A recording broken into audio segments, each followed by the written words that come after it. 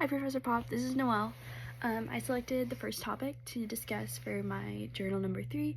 I did the play script simulation, and I wanted to do a video to discuss it because I felt like it was more personal and more interactive, and I wanted to be able to talk directly to you.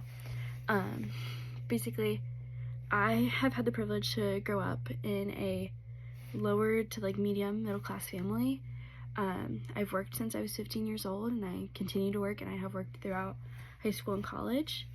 And I know that's a privilege that I have that a lot of others don't have. I work 2 part-time positions. I average about 30 hours a week, and I make $14 an hour, so I'm very privileged in that sense. I also have a very flexible schedule, and I work for a local woman-owned business, so I have a lot of support in my job, which I'm very thankful for. I do, however, live with my family still, so I am not responsible for paying for rent or a lot of utilities or food. However, neither of my parents drive, so I am responsible for my own vehicle and my own insurance. I was also in an accident earlier this year, which has raised my insurance, and if you know, insurance for young people is very expensive, especially after an accident. So unfortunately, I have had to pay for 2 vehicles in the last year and a half, and that has decreased my savings.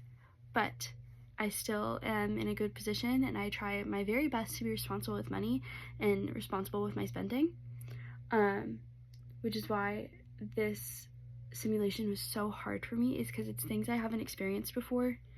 I know my character and I ended the month with $573 remaining in my account.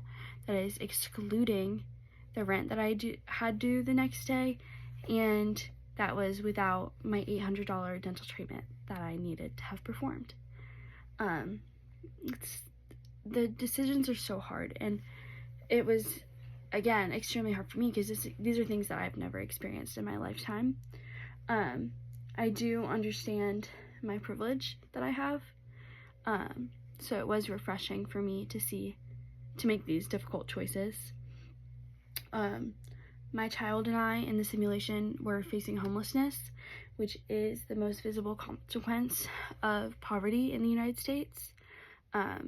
This was solved by me allowing a man who likes to throw parties to sleep in my living room, to pay me $200 a month.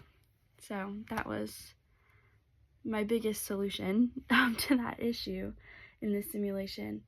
I also had selected to work the second shift position at a job that involved manual labor, which, while it wasn't explicitly described in the simulation, I know the instance was that I was suffering from the glass ceiling. Basically, I know that in one part of the simulation, they had you select, you have been working and you're really hurting your back.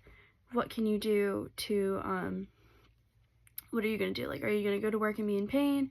Are you going to call out of work? Or are you going to ask your boss for workers' compensation because you were injured at work? And I selected the workers' comp because any opportunity to have money would be an opportunity to have money in the situation I was in the simulation. And basically the manager laughed in my face. And as it is a job that is a physically demanding job, that is a job that I know women would struggle to strive in, even today, even not in a simulation, just in general. And I knew that as a person in the simulation, I would not have been able to move my way up in that position because it was physically demanding and because I am a woman.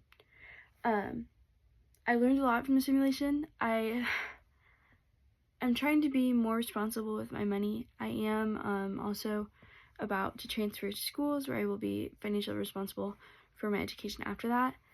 And simulations like this just really make you think about, okay, $3 a day seems like nothing, but when that's being added up, that is a lot of money. Throughout a year, that's over $1,000. And to really think about the little details when you're planning financially.